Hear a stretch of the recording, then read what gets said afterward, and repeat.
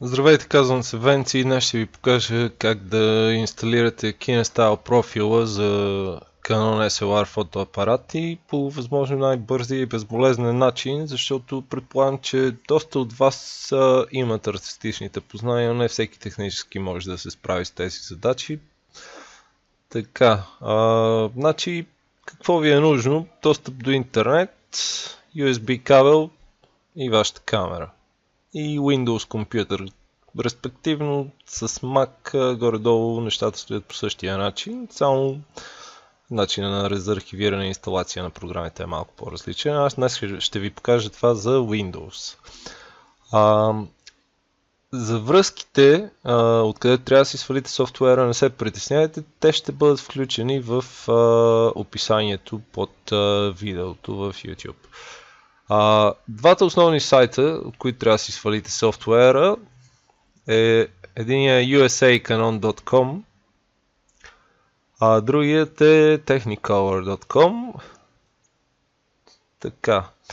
Значи като отворите сайта с камерите, аз ще пусна директна връзка точно до тази страница и как става? Избирате модела на фотоапарата, аз примерно избирам USM. След това ще тракате на Drivers и Software и оттам ще тракате долу на Software. И избирате EOS Digital Solution Disk Software с респективната му версия.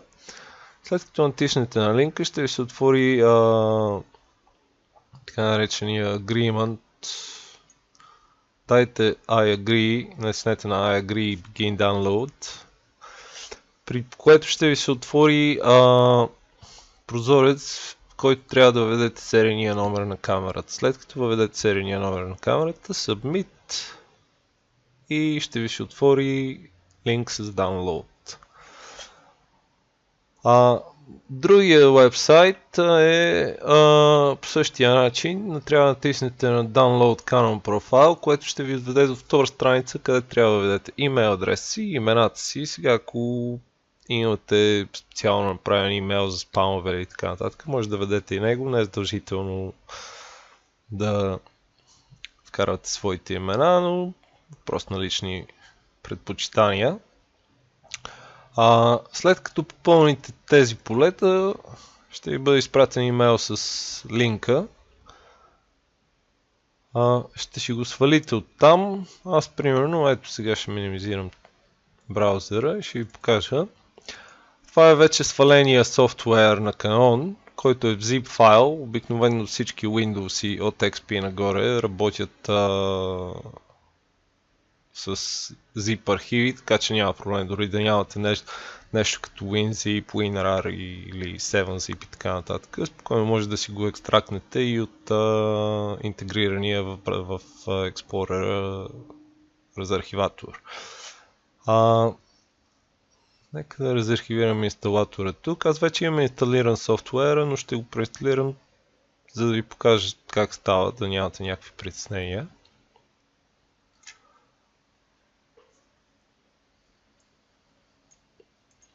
Значи, ако имате акаунт контрол на Windows, най-добре е това нещо да го направите с администраторски акаунт. Ако случайно нямате администраторски акаунт, което е много малко вероятно, ще трябва да си дадете администраторски привилегии на акаунта, но нека сега пристъпим към инсталацията. Най-добрият начин е да штракнете с десния бутон и дадете Run as Administrator. Така ще бъдете сигурен, че всичко ще се инсталира като хората. След това е User Account Controller, който ви пита, нали, дали искате тази програма да направи промени в компютъра, натиснете да. Ако имате защитна стена, може също да ви даде нотификация. Дайте, че програмата е инсталатор и няма да имате проблеми. Избирам Европа. Тук избирам друга страна, регион, тъй като България не фигурира в списъка. Штракам Next, избирам английски. Сега, тук е много интересен момент. Може да изберете лесна инсталация, може да изберете и инсталация по ваш избор. В зависимост от това какво точно ви трябва. Ако искате да инсталирате само iOS Utility-то, изберете само него. Digital Photo Professional е програма, разработена от Canon за обработка на RAW файлове. Не само RAW, могат и JPEG файлове, но аз я намирам доста полезна при обработката на RAW файлове, тъй като алгоритмите за обработка на тези файлове са специално за файлове на Canon са много по-добре направени, отколкото RAW едитора в Adobe Photoshop, поне аз така мисля. И много добре справя с файловете, единствено трябва да свикнете с интерфейса.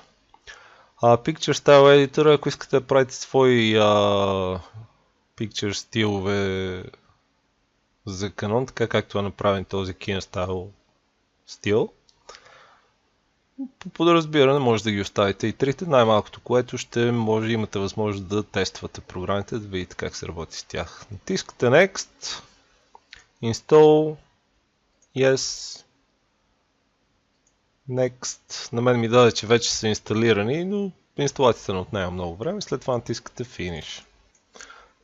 Така, след като инсталирате програмите на Canon, ще видите тези три икони на десктопа: iOS Utility, Digital Photo Professional и Picture Style Editor. На вас ви трябва iOS Utility. Стартирайте програмата и ако все още не сте свързали камерата към компютъра, ще видите, че тези опции са инактивни. В момент сега ще свържа камерата към компютърчето. Така.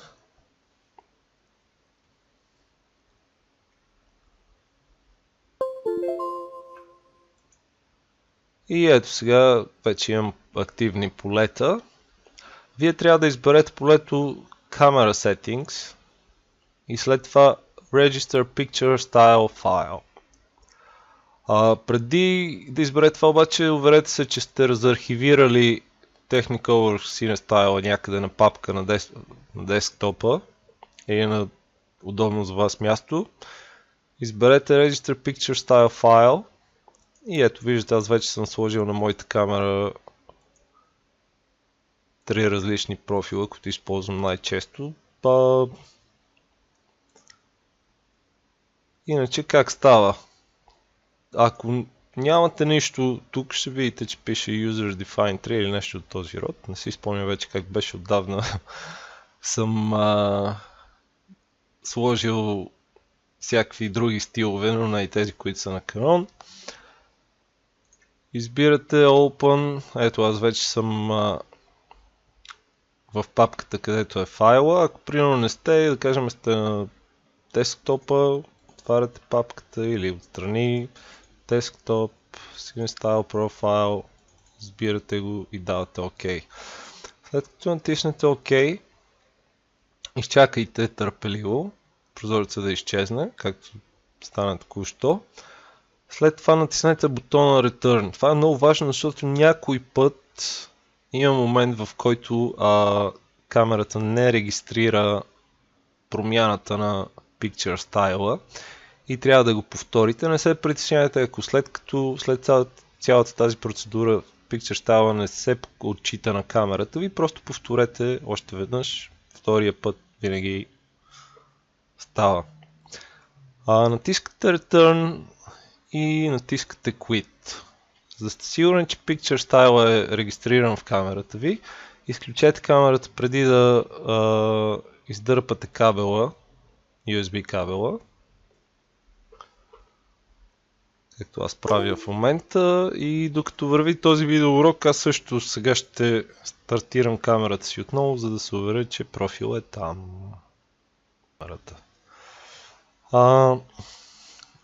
Общо взето това е. Ако има някакви въпроси, не се притеснявайте, свържете с мен, с каквото мога ще помогна. Чао, беше ми приятно.